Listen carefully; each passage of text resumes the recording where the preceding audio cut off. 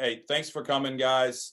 We did this on Tuesday night with some hitters, major league hitters that played for us in the Canes program, and it went outstanding. I mean, we just asked questions, and the way I tried to describe it is basically if all of us were sitting down for dinner and we were just asking questions about baseball, in this case about pitching, and all of you guys have had great careers. So we just want to get your opinions on different things.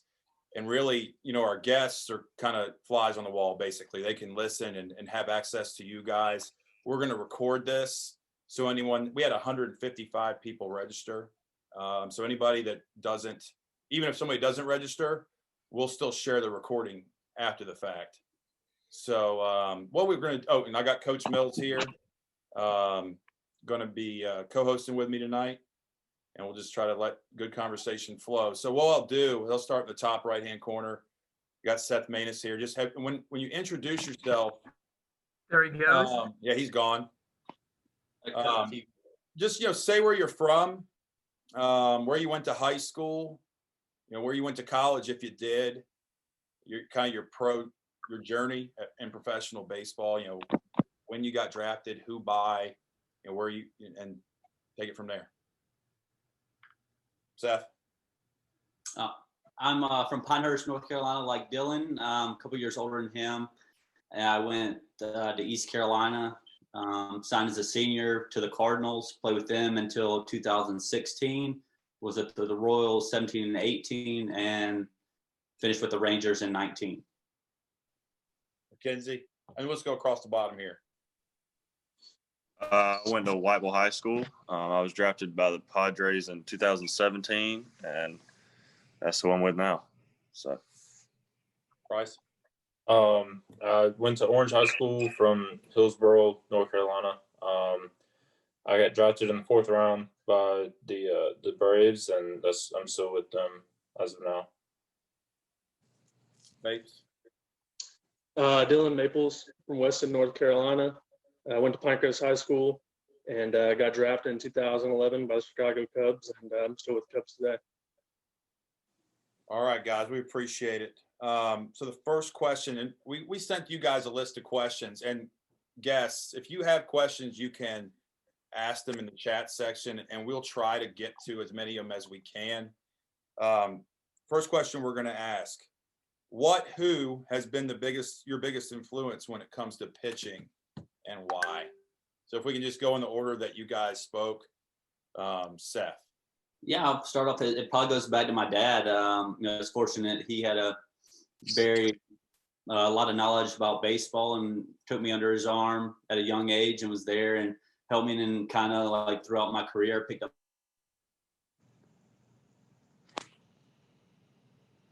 Pause. Yeah. Lost you there for a second. Mackenzie? Mine probably goes back to when I was just kind of gotten playing. Old guy that named Linwood Hedgepeth. He kind of gave me lessons all the way up until high school, and so we spent a lot of time together from about 10 to age 16. I think for me, the person that helped me the most was my high school pitching coach, Coach Reynolds.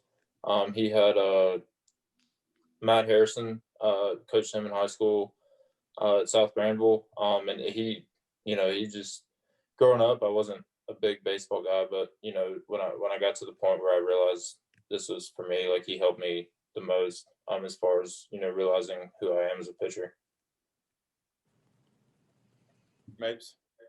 So I would say, just like Seth, my dad had an immense impact on me growing up. But as you get in pro ball, he's not there with you every day, and some of his stuff has expired. I mean, now it's, everybody's diving into the analytics, and those can, go a little too far. But there's certainly a part of the game that needs to be explored, and if you don't have access to that information, you're kind of dated. But no, he laid a rock solid foundation that I still will go back to today, and I'm thankful for it. And I mean, there's a lot of hours in the backyard. A lot of hours in the backyard. When I was 8 till 16. So yeah, Dad.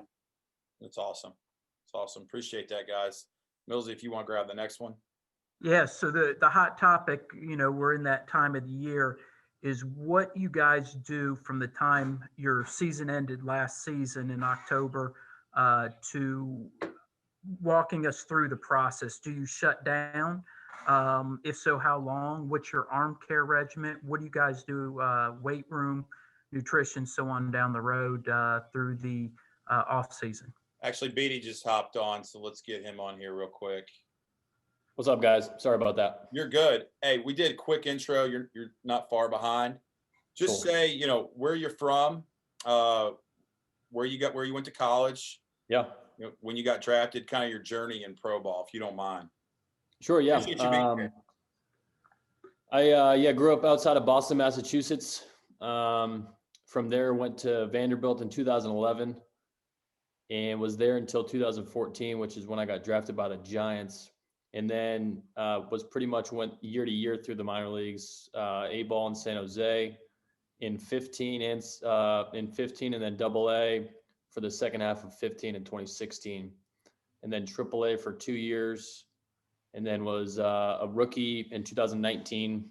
Just had Tommy John in March of 2020, and so I'll be back sometime in May this year. And how's that going, by the way? Good, yeah. Off a mound next week for the first time, bullpen officially. So I'm pretty excited. Feeling really good. Awesome. And Millsy, we should fire off that question to Tyler. Everyone else answered it, and then we'll be back on track. It Sure. was who has been your biggest influence when it comes to pitching and why? Man, a lot of people. I think DJ, my first year at Vanderbilt, I had exposure with DJ Derek Johnson, who's the Reds pitching coach now, for a year and a half in college. And then I had Scott Brown. Both those guys were tremendously influential, I think, just in allowing me to both experiment with things, try things out, and then also, developing who I am and really providing me things to put into place and to kind of being the pitcher I am or was then. And then in pro ball, various different pitching coaches have had impacts on me, but I think what my dad taught me most, especially setting kind of the foundation for me early on, was about being coachable, but not being overly coachable in a way. So being able to not say no, but try things, and then just understanding who you are. So being your best pitching coach, right? So I've had a lot of tremendous influences and people who've had a lot of impacts on me, but just still continuing to trust along the way things that I've done so I don't stray, which I've done in the past, stray away from kind of who I am, what's made me successful, what's made me who I am in a way. So I guess that's my answer. I love it. No, your dad definitely set a great foundation. And, 3 of the guys, mentioned their dads too. So that's really good stuff. Good. Millsy. So next one is about the off season. We want to know, our big hot topic is, do we shut down or do you guys shut down in the off season? How long? And then when do you guys start cranking up and how do you go about it? So Maine, we'll start with you. I would usually say we finish in October. I would take a month completely off, not think about baseball, just try to, flush the season, whatever, ups, downs, whatever. And then, slowly progress, start working back out, get into shape. But just starting at the ground again, playing toss, 60 feet, 90 feet, 120, 150, 3 or 4 bullpens under my belt before I got into spring training. Mackenzie? Yeah. So, we'll kind of finish up in October and take about a month off. And then once we get November, kind of get the arm moving and then start really building up in December, and where you can get on the mound in early mid-January is kind of what I've done. And then, I usually take a couple weeks off from the weight room, and then I usually start that pretty early on in the off season. So that's kind of what I've been doing for the last 3-4 years. Can I ask you a question real quick about the weight room? Yeah. So you're saying you finish in October. So in November, do you lift at all? You take that whole month off, or would you say you just take a couple weeks off? Well, this year I started 3 days after I got back, but usually I take about a couple weeks and start really. So I'll lift in November. Yes. All right, Bryce. I think for me, so I kind of do it a little bit different than everybody else. From the end of the season, I don't start throwing until like second week, third week in December. So, and then from, those 2 weeks up until like January 1st or like second week in January, I'm building up, and then I'll start bullpens, try to go into spring training with about 7 to 8, maybe 10 bullpens under my belt. As far as the weight room goes, season finishes, I'll take about 2 to 3 weeks off, get back in, do, just maintenance stuff. Through December, January, I'm more intense workouts and stuff like that. And then kind of like slow it back down right before I report to spring training. Dillon? Yeah, so I've kind of gone through a pretty massive transition throughout my career. Early on, when I first got drafted, I would hit it hard. There was no off season. It was like, as soon as instructs got done, I was in the weight room. I was, throwing balls at the net at, 60 feet. But as I've gotten older, you definitely need that time to deflate. I need that time to really just take some time off. And like Seth said, just go fish, hang out with family, friends. Just the last thing you need to think about is baseball. And that's what I've been doing the past 2 or 3 years. And Tyler? Yeah, I'm already learning a ton from you boys. I'm going to need to do what Maples does. I'm going to need to decompress more after the seasons. Yeah, I've been the same way. Like I get, it's so hard, I feel like, for me to like initially take time off, because I'm like, I think like all these guys, super competitive. You see where your weaknesses were for that past season and you want to attack them right away. But the smart thing to do is to take a step back, to decompress, to kind of disassociate from like baseball and like kind of that routine, and kind of set yourself up for a positive off season. So yeah, I think I've, learned a lot through rehab, because clearly I've been in off season mode since March. And so really learning what works for me, what doesn't. And then I think that'll transition me into next off season, doing some things a little bit differently this time around. Appreciate that, guys. Hey, Joe, you there? Sorry, guys. You're all good. Hey, real quick, just say, where you went to high school, college, and kind of your journey in pro ball real fast. All right, yeah, I went to Tunstall High School from Danville, Virginia. And then I went to Virginia Tech. I was there for 4 years, and I was drafted in 2013 by Detroit. And let's see.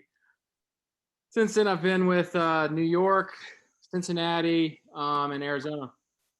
So Get that. We want to make sure you get this question too that we asked. We said, Okay. Who's been your biggest influence and why? my biggest influence, probably, I'd say the pitching guy I work with now. He's the AAA pitching coach for the Rays. He's just taught me a lot about, I always had really funky mechanics and stuff, and he just kind of really broke down how I should properly throw and like use my body in a way that I could like understand. He's probably been my biggest influence, to be honest. Appreciate that. Hey, Jeff, all right. Jeff, can I go to a part B about the offseason Please. real quick? Please. So, I heard about when you guys are throwing and everything, and right now you hear, certain programs are doing short distance and weighted balls and everything else during their build up or their ramp up. How many of you guys still long toss, like get out there and let it fly loose, or are your organizations kind of more to the shorter distances for you? That's what I was really big on long toss when I was playing. I tried to do that every day. And, some guys never long toss. And it boils down to learning your body, figuring out what works for you, because what works for me won't work for Dillon, won't work for Tyler, won't work for you. So figuring out what works best for you and honing in on that and just polishing your craft the best you can. But I was just a big long toss guy, and, kept it simple. How many days a week, Seth? Seth, Yes. how many days a week on the long toss? I did every day when I was playing. Wow. Okay. Kenzie, sorry about that. No, you're good. Yeah, I still long toss. At least maybe once between the start, during the season and during the off season. Once I kind of get ramped up, maybe twice a week, but at least once a week during the off season. So, I think for me, off season, I don't long toss at all. Maybe 100 to 100 feet to 150 feet, in that range. And then in season, I try to do it once between each start. So I was just really never a big fan of long toss. I didn't like how it made my arm feel. Going back to what Seth said, it's about figuring out your body, and it's just it just never worked for me. Made my arm feel tired, and I didn't like how it felt, so I stuck to the shorter ranges. Dillon? So my experience with all this has been, especially at the lower levels, they'll mandate long toss, or sometimes they won't, and this all depends on the coordinator that's in. They all have different philosophies. But most of the time when you get to the upper levels, the AA, AAA, big leagues, most guys know their body pretty well. And they're only going to do an overhaul. And if something's not working, or, they need to make a new jump or figure something out. So that's the only time something will kind of change. But, Seth long tosses all the time. I don't go past 90 feet. So it's knowing your body, and hopefully when you play a long time, you're really in tune with it. So that's the big thing, is just knowing your body and knowing what needs to be done. So never over 90 feet. What's that? Right. Beede? Yeah, similar to Maples in a way. I used to long toss a lot at Vandy. That was kind of like the cookie cutter throwing program there. Everybody wanted to go pole to pole, and so I dabbled in it. But I think like Bryce, I just never responded well to it. I certainly felt as if maybe I gained some arm strength, but mechanically, for whatever reason, I was never synced up during long tosses, so it maybe threw me off a little bit more. That's why now I kind of focus on shortening the distance. My intent is still maybe as high as if I'm going to throw it 150 feet or whatever it is. But I'm able to just stay within my mechanics, stay mechanically sound, and repeat some things in my delivery that if I'm just out there trying to sling it, I'm going to throw myself off, maybe with some timing or the way I just try to feel certain cues mechanically. So that's the reason I stay short. I still try to, gain arm strength from way to ball stuff, or just some of the intent on my last few throws, whatever it may be. But I stay away from long tossing at this point. Joe? Yeah, I mean, during the season, I rarely go over 120. And then the off season, I do, depending on how I feel, I do everything based off how I feel. But like kind of the way I throw low 3/4, I'm not big on long toss for me, just for the way I throw. But I do at least 2 like really high intensity, like pull down days. So which I call like my long toss, that I basically have a radar gun, and that's how I push my intent and try to kind of push myself intensity level, I guess. So. All right, guys. Appreciate that. That was all good. And like you all said, everybody's different. This question, and I wouldn't mind if everyone touched on this one. What's one piece of advice you can give a 15-year-old pitcher to increase velocity? Seth. This might just work back with what we just talked about, right? But it might extend into the weight room. It could go a couple different directions. So yeah, it's a really fine line there. Like, I don't know a ton about the weighted ball stuff, so I wouldn't say that. I've seen it work for some guys, not work for others. But I think weight room and just stick in the course, continue throwing, don't try to step outside your bounds, stay within yourself, and just stay with it. There's multiple ways to get outs, and velo, yes, is sexy, but I just feel like most people are blessed with the upper 90s and stuff. Yeah, you can tweak some things, do a couple things to get a couple ticks, but most of those guys you see on TV doing that, some guys in here doing it. I mean, you were blessed, and you're honing in on that craft. But I'm not huge because I didn't have the velo. I tried to get it, so I think somebody else may be able to put a little more input in this than I can. Yeah, I mean, the same way. I think especially at 15, I don't know a lot about the weighted balls either. But I know when I was 15, I just kept throwing and got in the weight room. You're still really young, so you need to keep throwing, but I think you can throw too much at 15 also. So I think just realizing that you have time at 15 to get stronger and, make the velo jumps and try to do it slowly instead of all at one time is important.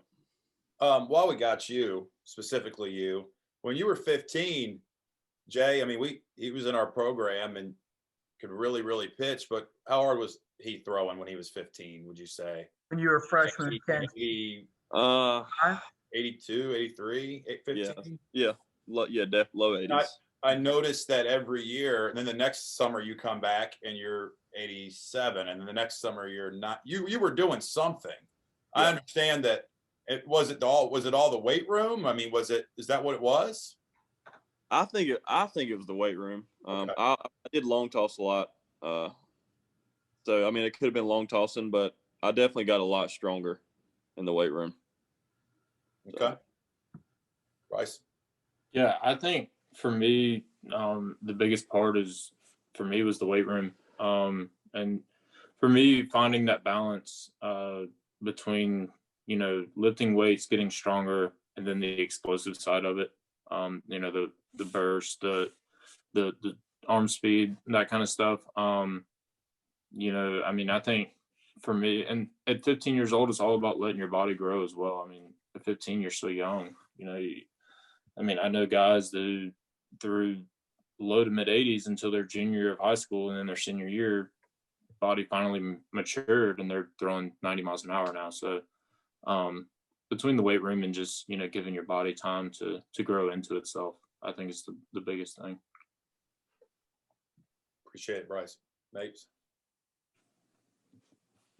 Yeah, I would say, like it's been said off, by multiple guys, is you're 15 years old, your body's still gonna, be maturing. I mean, it's just now taken off, and certainly for work, being in the weight room, eating right, all the things that you hear. So that's what I got. Okay, Tyler. Yeah, I agree with all that for sure. I mean, I think letting Mother Nature take its natural course, adding some weight, and just maturing. I mean, I'm sure you guys all played multiple sports, but like the value to me at that age of being able to just continue to develop like athleticism by playing, I don't know, football, basketball, whatever it is, you're going to tap into some different, competitive skills, athleticism that maybe, kids who are, specifically training for baseball, which isn't a bad thing. Maybe they're not, getting exposure to just because they're specializing and just focusing on baseball. And I know Maples, obviously, I'm sure other guys did too, but, could kick 60-yard field goals and was a tremendous football player. So it's like, I think there's more to that than maybe people put a lot of stock into. And so I tell 15-year-olds, what I would tell myself back then is keep playing as many sports as possible, but at the same time, putting serious, importance on the weight room, eating right, and things of that nature too. It all kind of cumulative effect on maybe generating more velocity or strength, whatever it is. I couldn't sorry to interrupt here. I think that's a very big thing. Playing multiple sports. I was a big football guy. And like you said, Tyler, it just taps into different types of athleticism and different muscle groups between each sport. Couldn't agree more. Appreciate that, Todd. Joe? Yeah, I mean, all that, it's hard to differ from any of that. When it comes to the weighted balls, and my personal experience with weighted balls was not good. I think I ended up going maybe a little too hard and hurting my elbow. So for me, I think like a 15-year-old kid, like I would tell him just to go out and just try to create as much intent as you can. Like if you want to try to, at that age, I think you need to move fast and as fast as you can, and then worry about the, mechanics and stuff, and let that stuff kind of come as you get bigger and stronger, and try to work on those fast switch muscles. All good answers, guys. Appreciate that. We're gonna reverse, and we'll start back out with Joe, so that way you get the easy one this time, not listen to the rest of them talk. Sorry about that, Seth. You get it last. So how much preparation mentally, and whether you studying the other team and all that stuff? I mean, you guys are playing the best hitters and throwing against the best hitters in the world. How much work do you put in before you guys enter, or before you guys come into your starter, or if you're due to pitch that day in relief? Start with Joe. I try to just keep it light. I mean, there's so much information that kind of gets thrown at you.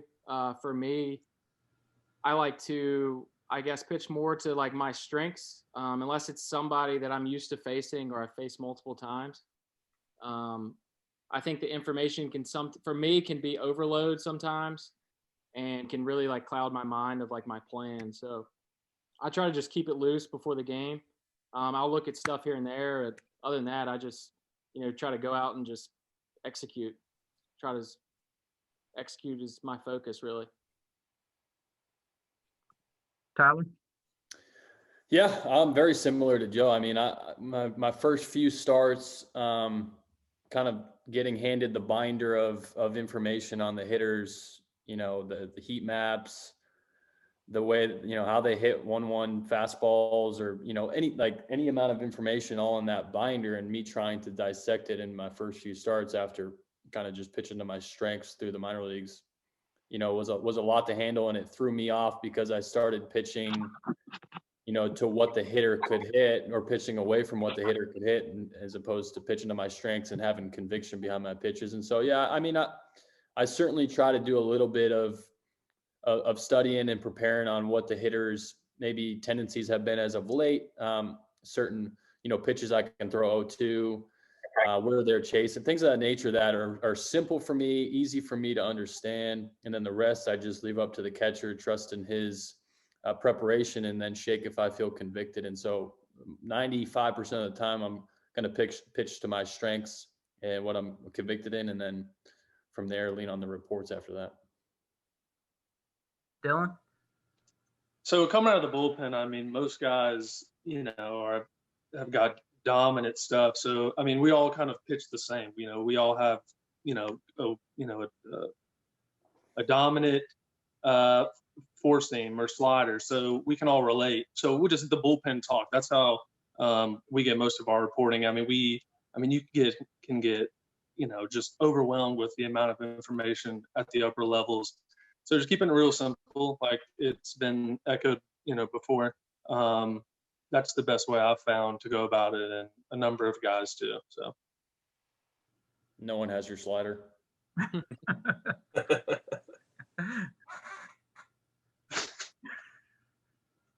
All right, Bryce. I think for me, I'm not big into scouting reports and numbers. But for me, it starts, the day after my previous start. I take it. I'm big on the three numbers that I look at when it comes to like the scouting report stuff are who are my runners, like as far as like stealing bases and stuff, power hitters, and then I like to look at last 10 game averages, because for me, like, a guy could come into the game and his season average could be 220, 230. But say, for instance, in his last 10 games, he's really hot. So he's hitting like 350 in his last 10 games. He's seeing the ball well. And then I also like to watch video and read, batting stances and how certain hitters react to certain pitches. And I take that into the game. But for me, like, I'm a high fastball use guy. I'm a big like 70-75% fastball usage. So I love to pitch to my strengths, and then when it's crunch time and I need to throw a certain pitch, I'll have that in my mind based off what I've studied from video and whatnot.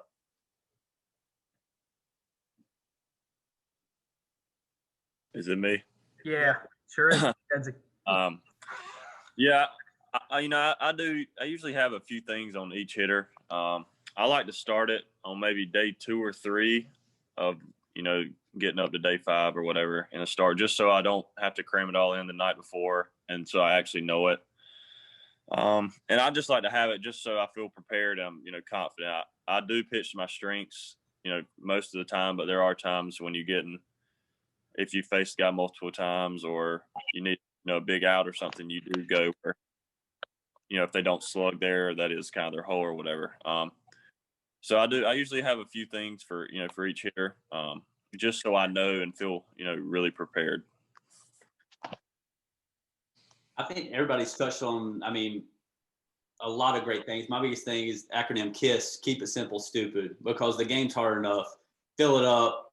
Here it comes. Like, you beat me this time. I'm coming back with it. Yeah, you're a good inside hitter. Let's see it.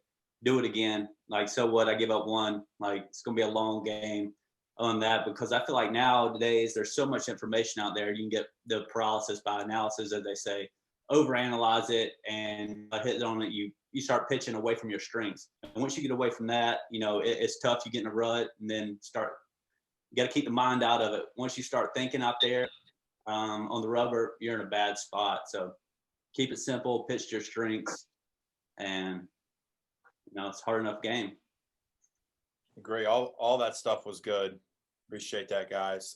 Here's a question, and I'd like everyone to answer this. And this is giving your advice to kids that may be on this Zoom call. 2 bad outings in a row. You have two bad outings in a row. What advice you got there for a kid? Seth, we'll go back in order that way. Shoot, keep getting it. Try having a bad month. Yeah. So It's not that bad. yeah, 2 bad outings. It's easier said than done. You have to have short-term amnesia. You got to be able to forget about it. Once that game's over, I'm done. I'm not thinking about it. Yeah, of course you are. It's easier said than done, but it's on the next time. Prepare yourself the best you can. When you step on the rubber, execute. That doesn't work. Go back to the drawing board and attack them the next time you can, because you're going to fail. This game is built on failure, so it's going to happen, and it's going to keep happening the rest of your life. As long as you play the game, you're going to fail. And so keep going, keep getting after it, and keep taking the ball, fill it up. Things will change, or you'll find a different path. So amen. Kenzie. Yeah, I'm kind of the same way. As a starter, if you pitch bad, you have to think about it for a long time. You have to wait before you go out there and pitch. But I think, when you have a bad outing, you do need to, watch or, try to think about what you did and why you had a bad outing. But once you get past, if it's the day after, then you got to get ready for the next one. I talk about, just kind of take it one day at a time, and that's kind of how I go about my business. But the biggest thing is you're going to pitch again, and you're going to have a lot of bad outings. So that's just the way the game is. But you do need to, try and learn from the bad ones. And then once, that day after is over, it's over with and on to the next. Appreciate that. Bryce? He's on mute. Yeah. Sorry about that. Oh, you're good. Yeah, no, I had 2 outings in AA back to back, where I gave up like 13 or 14 runs in a combined 5 innings. And I think for me, it's that short-term memory, getting past it and getting back to your strengths. Because I think, all of us here understand, you can come out one day and have great stuff. All your pitches are working, and, it's just not your day. You're executing your pitches, and they're just still hitting them. And for me, it's just, staying within yourself, not trying to change anything, and trusting what you have going into the next outing. Thanks. So, Beede, you can talk about this too a little bit. I remember a long time ago, DJ sat us down in a meeting. He said you have 30 starts, and 5 are going to be just, just outstanding. Just, 7 innings, shutout ball. Then the other 5 are going to be abysmal. Like you couldn't even pitch, and on the freshman squad.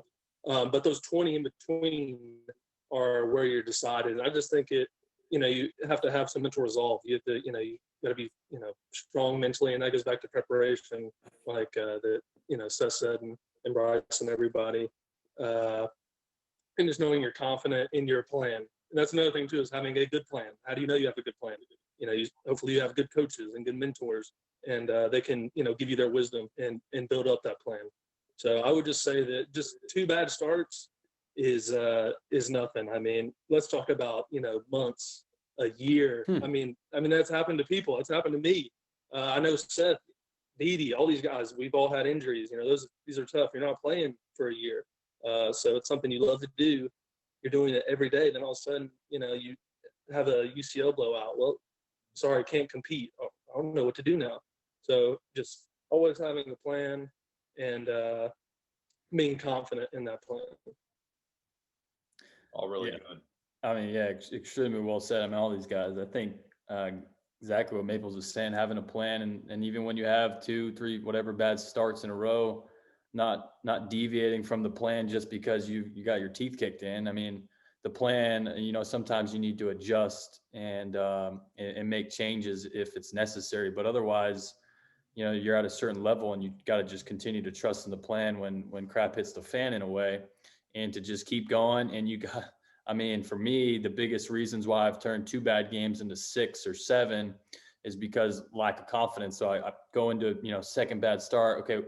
I'm tinkering. I got to change something. I'm losing confidence, but you still got to walk around, not like, chest out holding suitcases, but you got to be confident in your stuff and step on the mound the next time. Like nobody's going to touch your stuff. And it's just a confidence thing, not allowing this game of failures to allow you to bring you down in a way and to take you out of your plan. So yeah, every game is an opportunity to learn and grow. It's never going to go the way you want it to go unless you do a perfect game or whatever it is. As pitchers and competitors, we're always going to have, things that, we're laying in bed at night and wish we executed a pitch a different way. So always finding the positives, takeaways, and like Mackenzie was saying, chances to learn and grow and see where you can improve from each start. Awesome. Joe?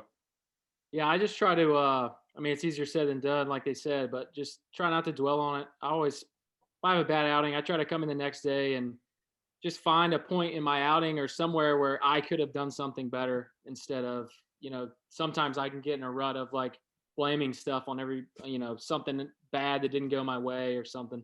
So I try to focus on something, maybe a count or an at bat where I could have executed better or something, just to get my focus onto maybe what I want to work on that day or something.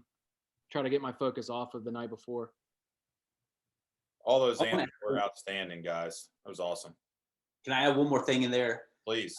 Somebody told me first, like, when things are going bad, you get into, okay, I need to change something. I got to do this. I got to do something different. I got to do that different. And that sometimes, I know from experience, I've gone down an even darker road.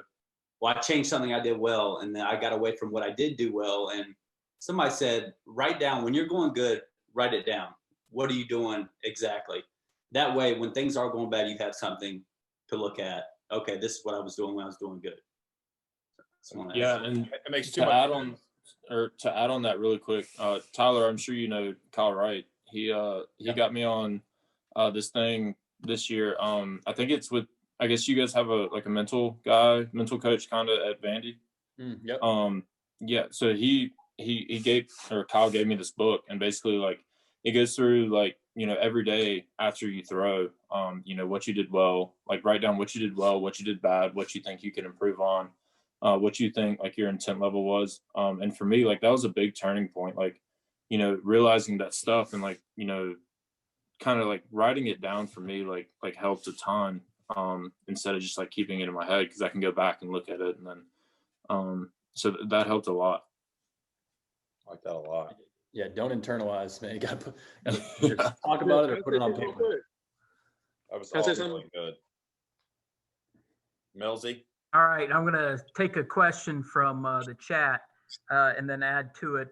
Eli Chowning asks, what age did you guys start throwing a curveball or your slider? And then can you give us a quick walkthrough in the development of why you chose your curveball or slider? And we're just going to start with a random person here, Dillon Maples. Huh. Convenient. So Yes. the curveball, just kind of one of those deals where my dad was just like, "Hey, you're gonna wait till you're 13 and you're gonna throw it." I mean, you got kids at 10, 11, 9 years old spinning curveballs up there, and yeah, they're punching guys out. But it's just their bodies going through so much change during that time. It's just you're rolling the dice. So yeah, 13, I started spinning the curveball, and I've just always had a feel for spin. And fast forward, I was trying to throw a cutter a few years ago. I needed a pitch that was, I was going to be able to throw for strikes. The curveball was a little inconsistent, and I was pretty disappointed with it because it was too big. And I didn't have any confidence in it. But I remember my catcher, he walked out to the mound before I, was going to pitch an inning, and he goes, "What pitches you got?" I said, "Fastball, slider, curveball." And I was like, I just blacked out. Gets behind the plate, starts throwing down slider. I start throwing it, and they were swinging and missing. So I was like, "Oh, okay, we'll roll with it." But yeah, it's actually pretty ironic. I'm always tweaking my curve, but the slider has remained the same grip, and I've thrown it the exact same way ever since 2017. Joe, you want to hit that one next? Yeah, when it comes on a time frame, I mean, I didn't start probably throwing a breaking ball until I was in high school. But I mean, that wasn't because no one ever taught me really how to throw a curveball, so I just threw fastball, changeup. But I didn't start, and then even then, I never really knew how to. I wouldn't even call what I threw a curveball or a slider, maybe a slurve. And I didn't really learn how to throw like an actual slider until I was in pro ball.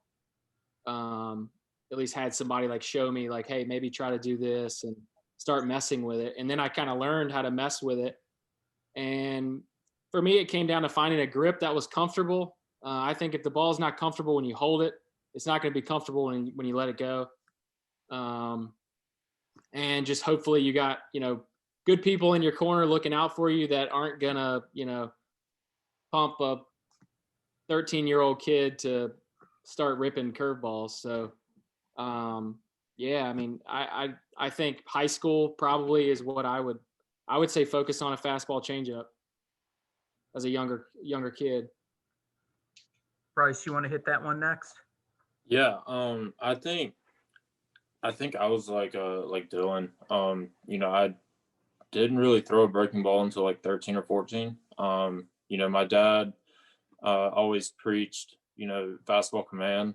And I attribute, my fastball command now to that. I was always preach, control the fastball, command the fastball. And now being in pro ball, I realize now how that's so important.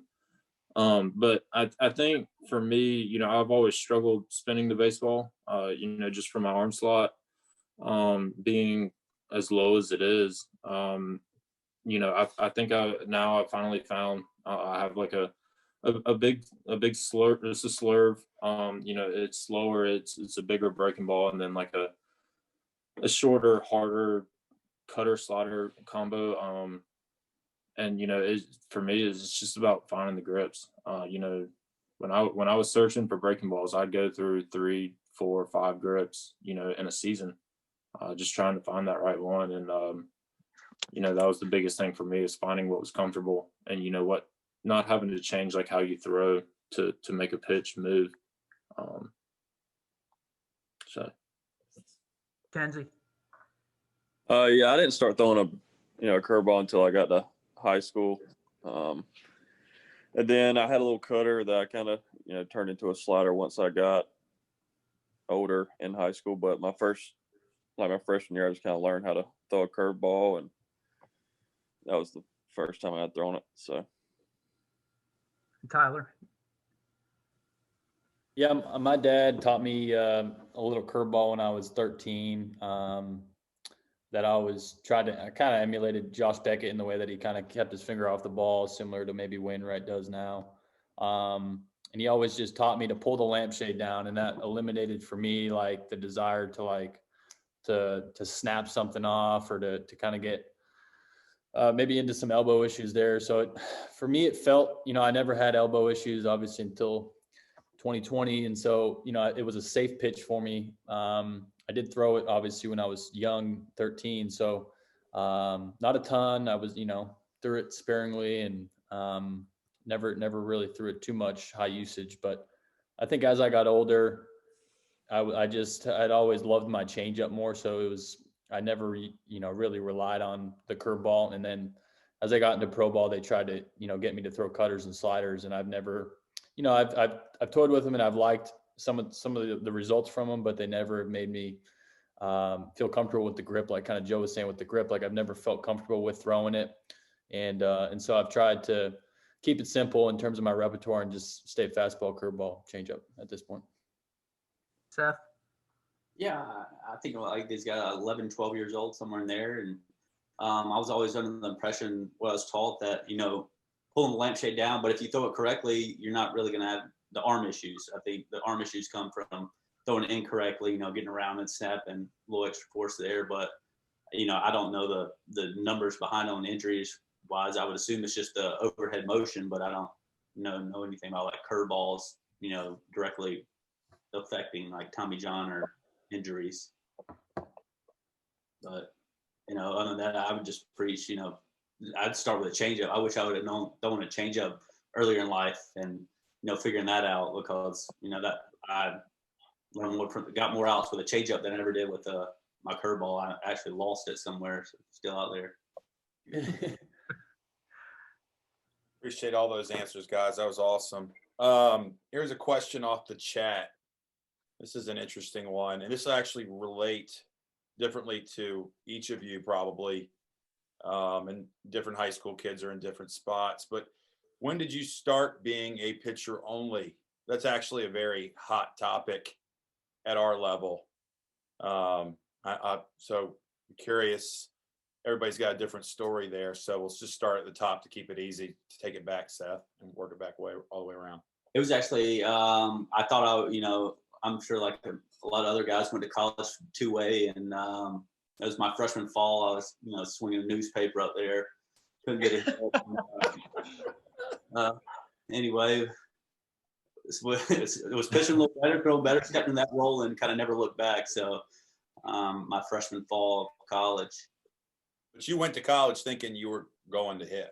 Yeah, it was probably, probably a wild thought. But yeah, I thought I was going to be a middle infielder. That's what I wanted to do. Kenzie. Yeah, I mean, I played different positions until, I got drafted. So, I think that's important for one. You learn the game from a lot of different angles and different where you have to be on the balls here and there, and I think that helps a lot. Once you get older. So, and when I watch a game today, I know just playing different positions helps me understand. So, how about you played for us, and I never heard a gripe about you just pitching. Never came up. So I'm just curious, yeah, right? Because yeah, if I can tell a kid, hey, Mackenzie Gore, he was a really good high school hitter. Never logged in that bat for us. I just saved him. I just saved him for the spring. What'd he say? I just saved him for the spring. There you go. Yeah, I just didn't tell you what he was saying behind your back in that. That's right. We had lots of conversations. Yeah. Bryce? I'm similar to Mackenzie. I hit and played first through my senior year of high school. Unless it was with you guys. With you guys, I just pitched. As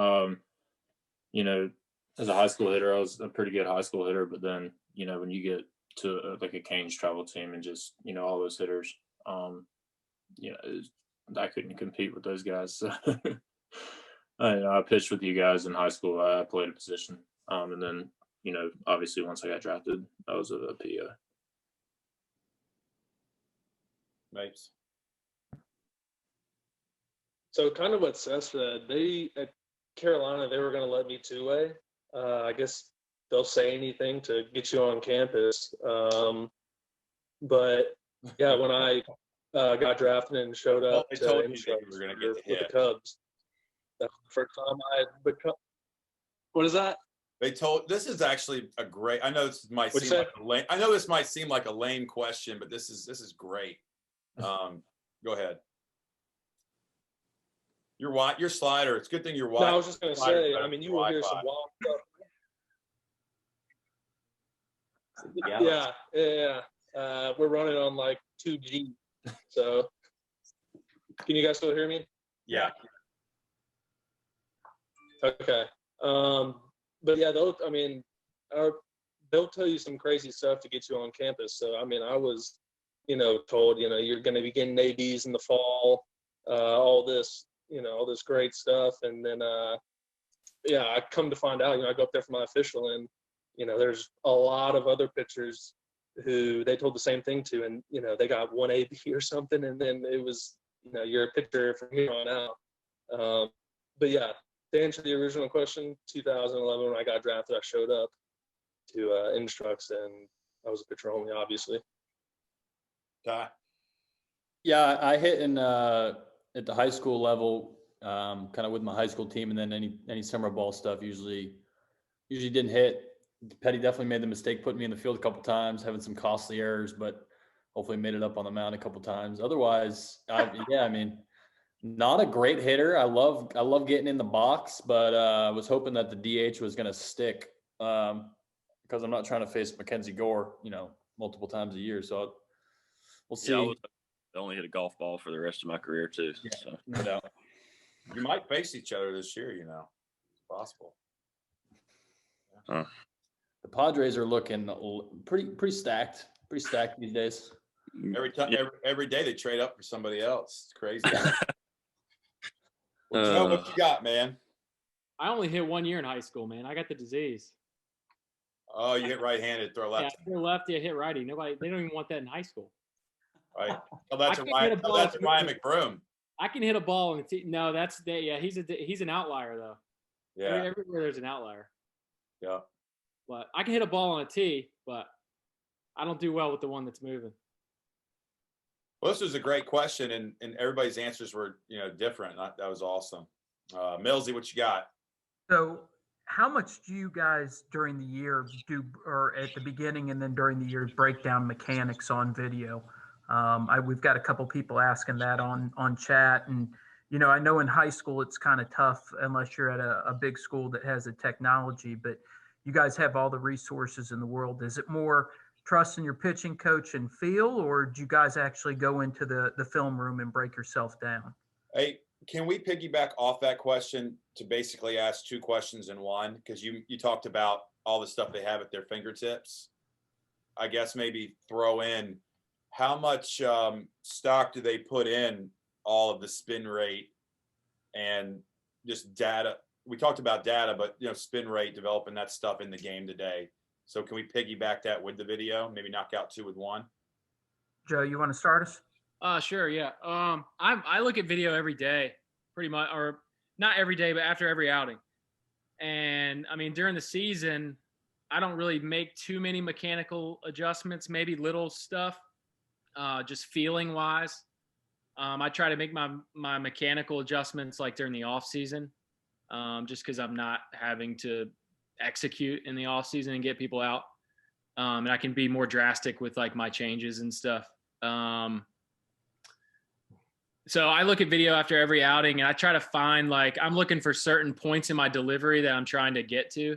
And then when it comes to analytics and spin rates and stuff, personally, I think spin rates are kind of irrelevant. I think spin axis is way more important. Like how the ball spins over the axis is kind of actually what makes it do what it does. So to me, when it comes to spin rates, you can manipulate spin rates with stick, and it's to me, spin rates are kind of irrelevant. I spin the ball, for example, I throw a sinker and I spin the ball really high. I have a high spin rate, but I throw a sinker. and pretty much, but the ball still sinks. They say if it's a high spin rate, it's not going to sink, but it's all about the axis. How the ball spins over the axis is going to make it do what it does. So that's where I would come from on that. Tyler. Yeah, I mean, for me, the way I utilize video, I certainly like to look at, the game and watch it back. Mostly for me, I like set one simple goal, and it's about in relation to my attack percentage, which is essentially just getting ahead 0-1, 0-2, 1-1. And so I really just watch sort of my sequences and how I'm either attacking or where I kind of, wasn't attacking, and the result of that to see if I'm around 70% or over 70%. And then otherwise, the way I utilize video is just to see myself have success, just because I'm a guy who, sure, like these other guys, is a perfectionist. So I kind of tend to keep the bad, at bats in my mind, the bad pitches. And so I need to sort of reprogram my brain to see myself having success, that swing and miss, that good pitch that I just wasn't thinking of that I executed, and just see that over and over. That way I can try to replicate it. Since your mind can't necessarily tell the difference between, like, I guess, a real rep and what you're thinking through. And then analytically, like I always have kind of the simple thought of, like, there's a time to be analytical and then there's a time to be competitive. Obviously, when you're between the white lines, like, you got to be competitive and you can't focus on the spin rate stuff and, is my release point out front or whatever. But yeah, I think in between starts in the off season, for sure, especially like if there's ways you can improve and you can utilize the Rapsodo, True Media, like all that stuff to improve, then yeah, you're doing yourself, you're only adding value to your career by developing things or sharpening things. And if there's a weakness you can improve upon, doing that as well, it's only going to make you better. But once it comes time to pitch, you can't be thinking about any of that stuff. You got to just compete. Bryce.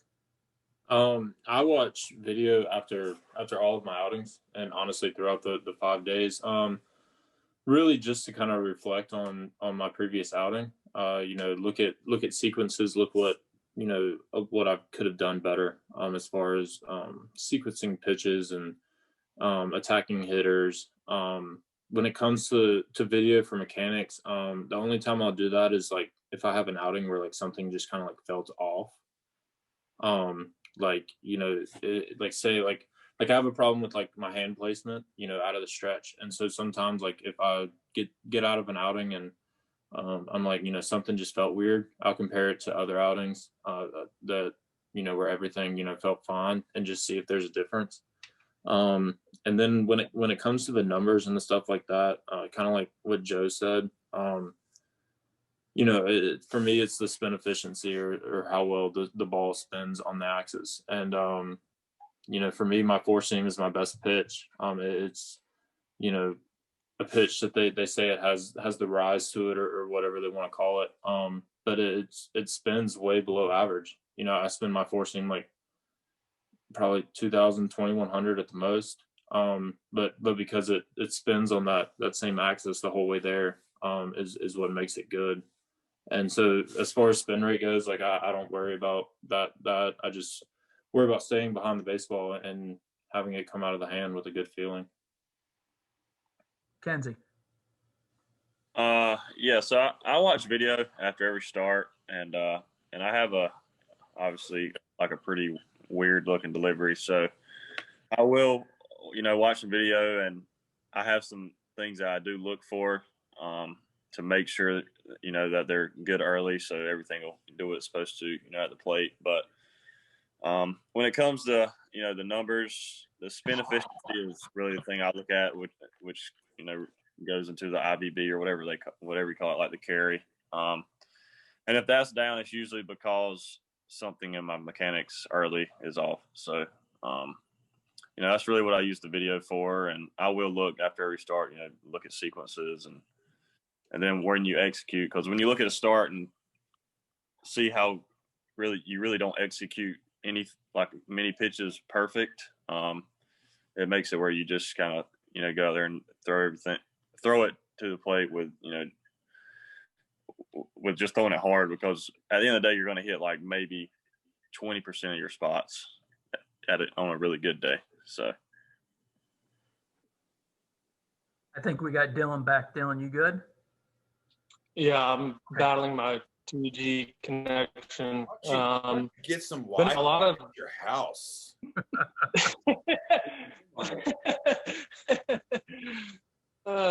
So let me see if I can get through this question without breaking up. But a lot of the benefits of video are being brought up, and a lot of good ones. But for me, when I came into pro ball, my mechanics were a mess. I mean, they were just terrible, and I had all kinds of voices, people trying to correct me. So I was getting into the video room by myself, or teammates, or with coaches. I mean, there wasn't a lot of supervision, so I was looking at it not in a good light. It was, and that just snowballed.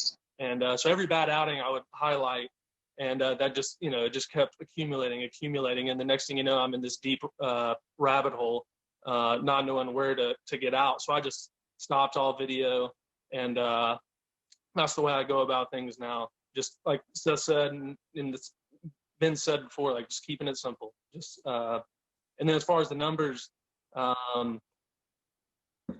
just care about getting guys out, not walking people. That's where I get in trouble. I mean, I don't need an analytic to tell me I'm walking too many guys or giving up base hits. So I'm more of a result-driven person. I don't need an analytic to tell me how I'm pitching. Once again, everybody's different, but that's how I do it. It's awesome, Seth. What you got, Milty? Oh no, I was going to say you got it. For me, I wasn't a big video guy. My windup was simple. I'd done it since I was, 7, 8 years old. And that's kind of what I stayed with the whole time. So it was ingrained in me. I knew when I made a mistake, what was going on. And I think it boils down to you're your best coach. When you're on the mound, you can't be thinking about what some pitching coach said to you, 2 days ago. You're your best coach out there. And it boils down. I like keeping it simple.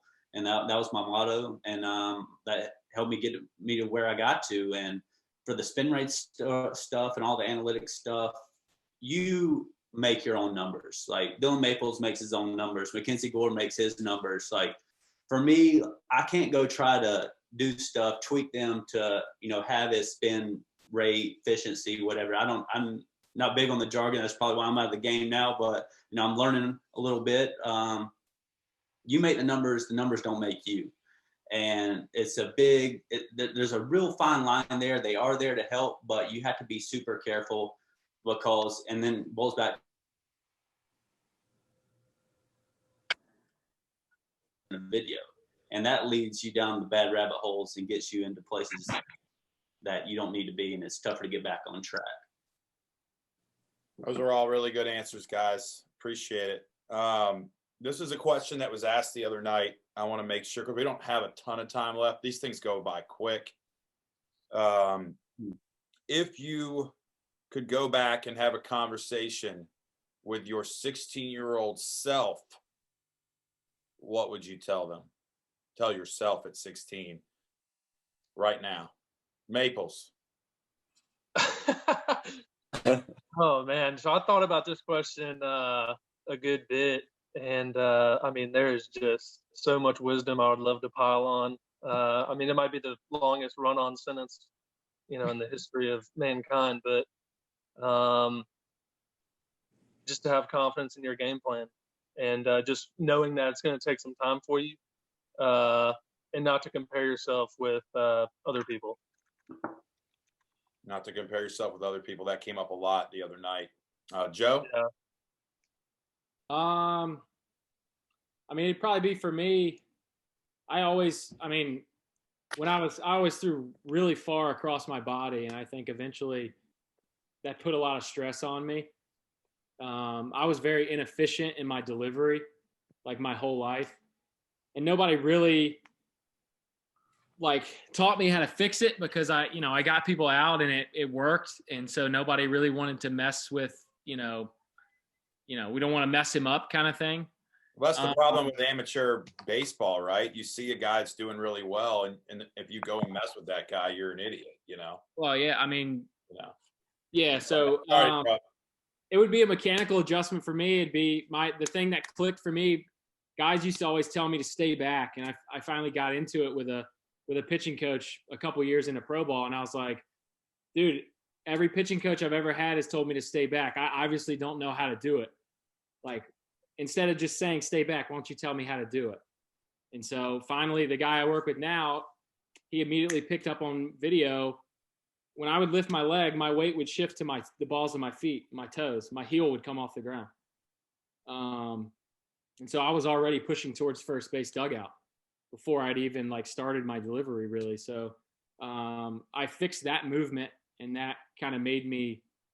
It took me a while to make that change to where I didn't have to think about it, but that made my delivery a little more efficient and my momentum more online towards the plate. So that would be what I would tell myself at 16.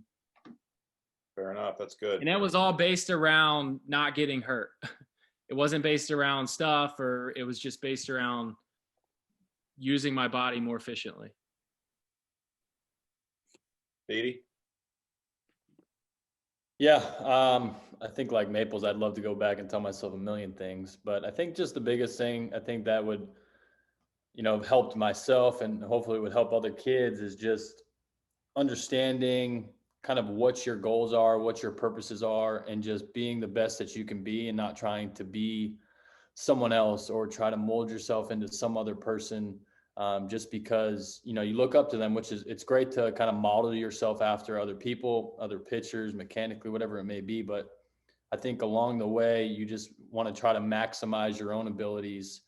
And look, for some people that could be, being, a high quality high school pitcher, a high quality college pitcher. I think knowing what success looks like for you and for your career, for your life, it's just about understanding. I think like we all talked about, every game that we pitch or every time we play, it's an opportunity to learn and grow. And if you treat kind of the adversity that you're bound to go through in a career, whether early on in high school or like a lot of us not until after high school, as just chances to become a better person, a better athlete, obviously, but just to grow in life, then you're going to be successful. You're just going to have a more enjoyable time with whether you're in a clubhouse, you're traveling with the Canes, you're in pro ball in the big league locker room. Like if you're just kind of, taking everything in as an opportunity to just work towards kind of your goal of success, it's going to be a fun time. So that's like my biggest thing is always to tell guys is just have fun, soak it in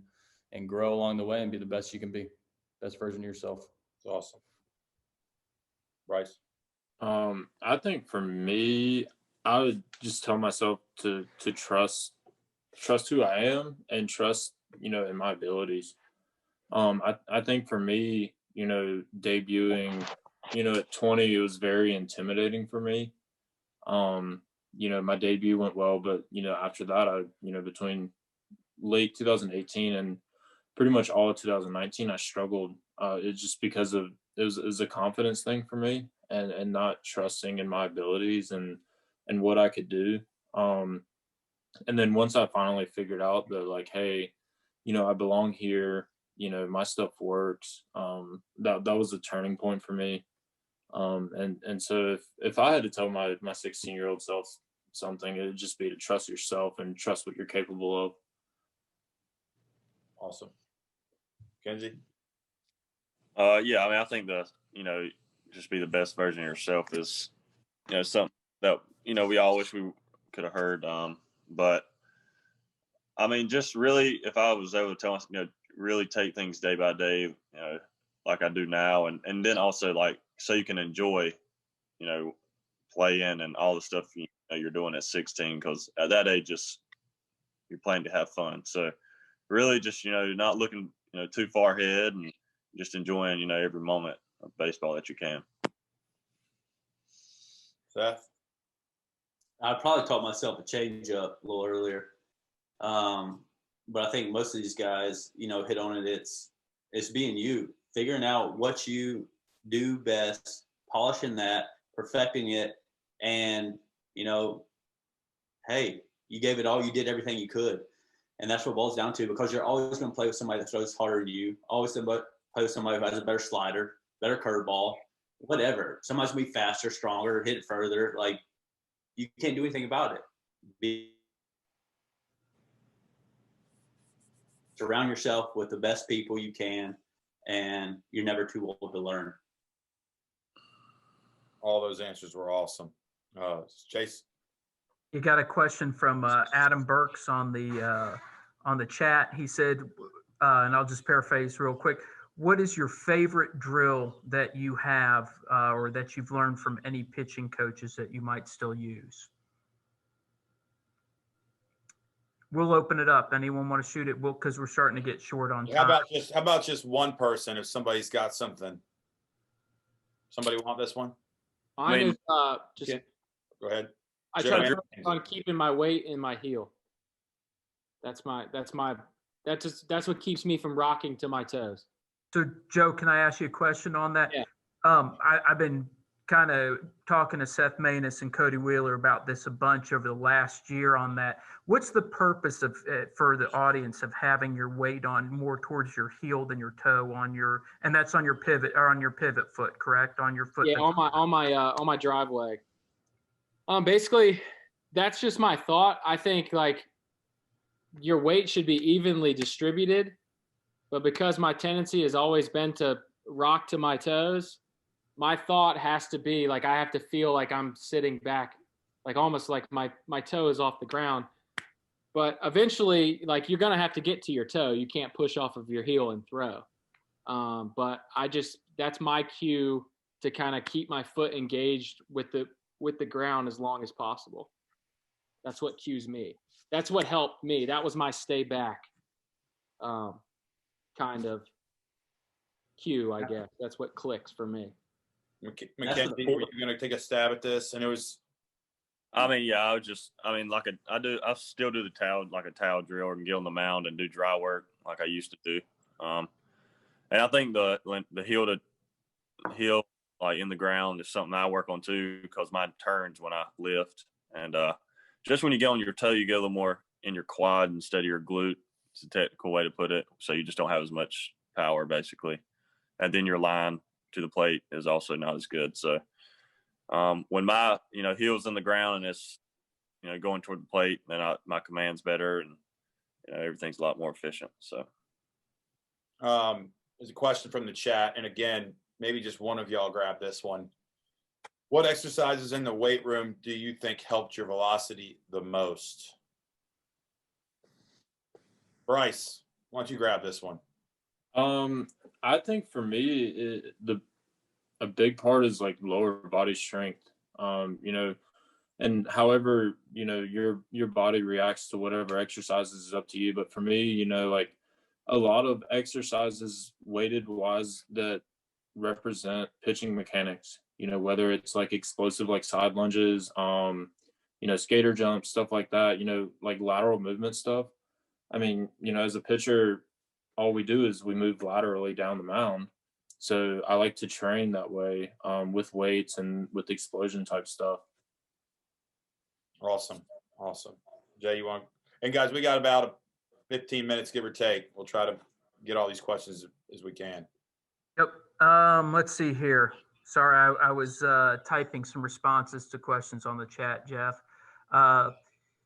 Let's see here. You did the weight room one, right? Yeah. And we did that one. I'd really be curious for Tyler Beede to answer the draft process because he was drafted in the first round twice. He decided to go to college, got drafted in the first round out of high school, ended up going to college, and then obviously got taken in the first round again. So I'd be curious what you got something quick to say about that, Tyler. What's the specific question? What was your draft process like? Oh, yeah. So I mean, I would to not take up the whole time. I would just say in high school, to put myself back in that situation, I was prepared to sign. I mean, I felt mentally prepared. I felt like from a pitching standpoint, I felt polished enough. That's what my 17-year-old self would say.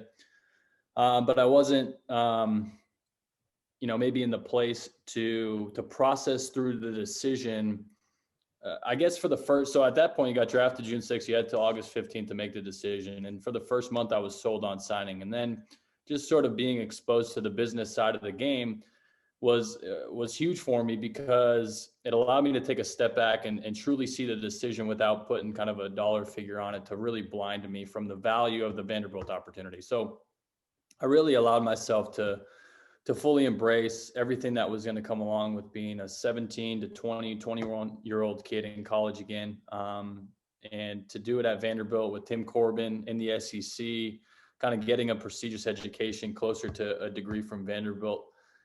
It was invaluable. Kind of at the end of the day, wasn't insensitive to the fact of the amount of money that was on the table. Not necessarily didn't grow up in a well-off family. It wasn't necessarily a security blanket, turning down that money. And so I took the risk, and I just recognized the value that was going to be provided to me at Vanderbilt.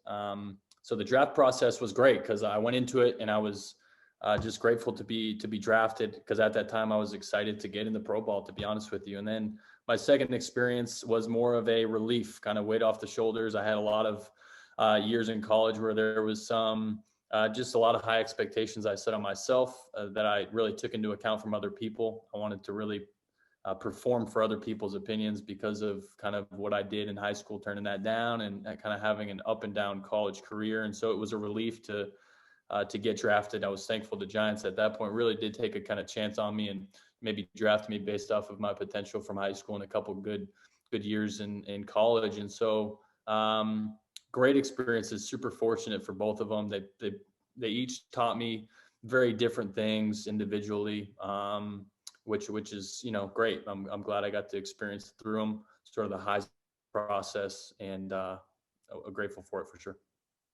Appreciate that, man. Yeah. Millsy. So fastball sounds like your all's main focus here. How many different variations of fastballs do you throw? Do you throw a 2-seam, 4-seam? Do you guys go cutter? What do you guys all do? Just a quick little one, because I know we're getting short on time. Dillon, we'll start with you. So I've been tinkering around with a 2-seam, 4-seam cutter. Like it's been said, I'm always constantly switching up grips just because I'm not comfortable with the 4-seam fastball. So it's just been about getting something in the zone more often for me. So I'm always trying to find something that is really comfortable to me. And I've really yet to find that. You'd think playing this game as long as I have, a 4-seam fastball would be just butter for me, but it hasn't been, and it will continue to test me. And I'm going to keep battling and stay right there with it. But eventually, I'll figure something out. So I'm going to add on to that question really quickly. Add to the back end of your fastball to your changeup. Do you guys keep your dominant fastball? So if you're more of a 4-seam fastball, do you guys throw a 4-seam changeup? Or if you're a 2-seam fastball guy, do you throw a 2-seam changeup? Joe, you want to go ahead and tackle that one? Yeah, I've always thrown a 2-seam changeup. That's the grip that just I mostly throw 2-seam fastballs, and that's the grip that I always liked. I like my fingers. It's comfortable for me, like my fingers in between those 2 seams. I like to run them kind of on the inside of those 2 seams and almost feel like the ball's coming off of those 2 fingers. And then I've been messing with a 1-seamer. I'm always trying to manipulate the ball. I'm not a flamethrower, so I'm always trying to get the ball to move as much as I can, and I kind of fall back on my 2-seam when I need to get something in the zone. But I'm always messing every day I throw. I'm messing with different grips. Tyler? Yeah, so I've tinkered in years past in the minor leagues with 2-seam and cutter, and I think maybe like Maples feels with his 4-seam, I just have never been able to do a good job of kind of the proprioception is the weird analytical word of like determining how to cut a ball and then pronate and sink a ball. I really just feel comfortable with the 4-seam, and for me that allows me to think less. My hand stays in a better hand position. I'm able to kind of consistently backspin the ball, and so. And then with my changeup, I actually, I throw a 4-seam fastball and then I throw a 2-seam changeup. Just kind of like Joe was saying, it's what I've thrown since I was younger and have felt most comfortable with. And I've tinkered with a 4-seam changeup because some people talk about wanting to create the same spin to make it look more like a fastball, but I haven't necessarily Felt comfortable with the 4-seam changeup, and I like the consistency of how it feels throwing the 2-seam changeup for me. Bryce? I think, for me personally, fastballs, I throw a 4-seam and a 2-seam. Those are the two pitches that, that come naturally to me, I guess you could say. So I throw both of them. I've kind of got away from my 2-seamer a little bit, just because of the analytics side of things, with my 4-seam, being spin efficiency wise as good as it is. And then now that I'm back to the 2-seam, I realize the importance of throwing both, and keeping the hitter off the toes. But with the changeup, it's all about feel, per individual. I used to throw a 2-seam changeup, switched to a 4-seam changeup that was more comfortable. And for me, it's person to person, just whatever feels best. There are some hitters that can see spin, but whether or not they can, that's up to them to tell. So for me, it's just, the feel part of it. Kenzie? Yeah, I just throw 4-seam fastball and a 4-seam changeup. It's always well thrown. So What feels best? yeah. Seth, what you got? I was always a 4-seam guy in college, and then my last year I picked up a sinker, which kind of carried me the rest of the way. And then I threw a 1-seam, and then I wanted my changeup to mimic that as best as they could. So that's what I had to have good dialogue with my catch partner every day. Like, when you're throwing it, do they look the same? I want them to look the same, out of the hand. Upper 80s, maybe touch low 90s, but I was able to, I pitch down the zone with the sinker, but I could run a 4-seam up sometimes to get swing and misses. So just a nice mix of both. And quickly, when it comes to like 4-seam changeup and, disguising those things, I think it's all about the intent that you throw each pitch with, and matching the intent. And really just looking the same out of the hand, and not varying arm speeds and release points and whatnot. It just has to look the same, intent wise coming out of the hand. Awesome, guys. Real quick, this will be it. Just a quick closing statement. What something you got for kids? Just short and sweet advice. That Maples, go that direction. Have fun. Have fun with this whole thing.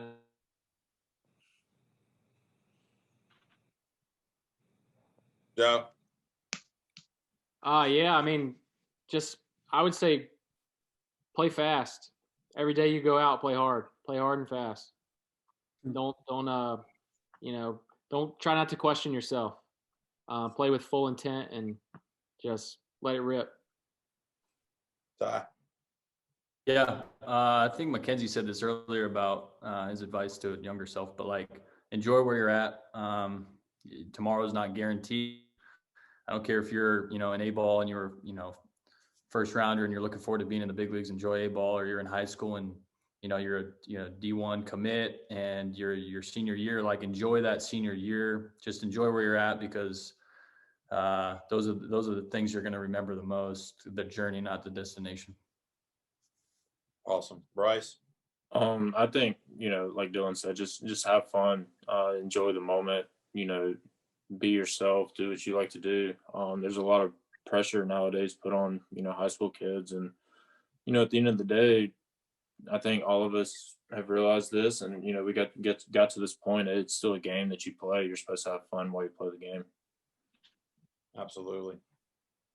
Kenzie? Yeah, I think just go out there and play harder than everybody else and have fun. Seth? Give them hell.